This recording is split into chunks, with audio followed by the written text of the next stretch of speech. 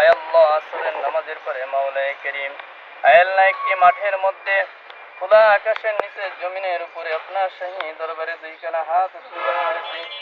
রব্বুল আলামিন মেহেরবানি করে জিন্দেগির সর্বপ্রকার গুনাহগাতাগুলোকে মাফ করে দিয়ে আপনি আমাদের দোয়াখানাকে কবুল আর মঞ্জুর করিয়া নিন।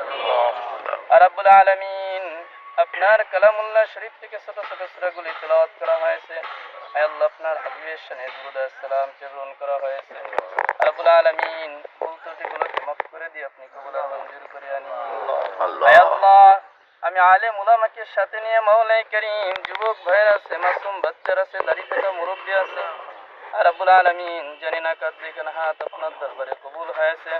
রব্বুল আলামিন তার দুইখানা হাতের উসিলা করে আজকে আপনি আমাদের এই আজকে কবুল আর মঞ্জুর করিয়া নিন। আল্লাহুম্মা আমিন। রব্বুল আলামিন কোন উদ্দেশ্যে আমরা এখানে বসেছি আয় আল্লাহ আপনি তো সকলের আয় আল্লাহ মনের আশাকে আপনি ভালো করে জানেন।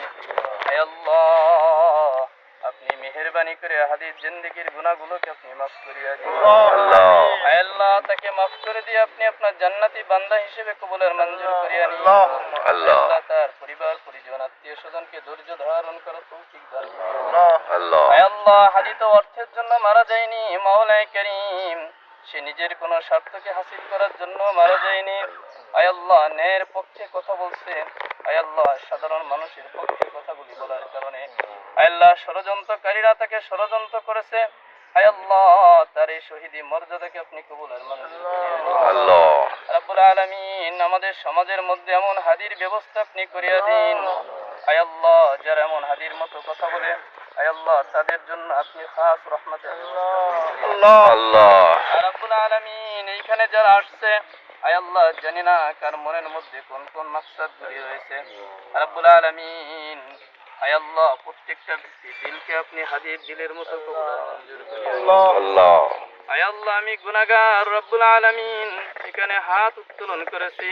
আয় আল্লাহ এখানে কোরআনে হাফেজ আছে মাওলায়ে কারীম আলেমকে নিয়ে হাত উত্তোলন করেছি। আয় আল্লাহ আপনার রাস্তায় যারা জিহাদ করে তাদের মধ্যে কিছু মানুষকে নিয়ে হাত উত্তোলন করেছি। রব্বুল আলামিন যার দুইখানা হাত আপনার দরবারে কবুল হয় তার দুইখানা হাতের উসিলা করে আপনি আমাদের দোয়াকে কবুল আর মঞ্জুর করিয়া দিন। আয় আল্লাহ সর্বশেষ দরখাস্ত হইল মাওলায়ে কারীম আপনি আমাদের দেশটাকে সর্বপ্রকার ষড়যন্ত্র থেকে আপনি হেফাজত করিয়া দিন। রব্বুল আলামিন সামনে নির্বাচনের বিভিন্ন প্রকার ষড়যন্ত্র চলতেছে। আয় আল্লাহ এমন একজন মানুষের ব্যবস্থা আপনি করিয়া দিন যার কারণে সমস্ত মানুষগুলি নিরাপদে থাকবে।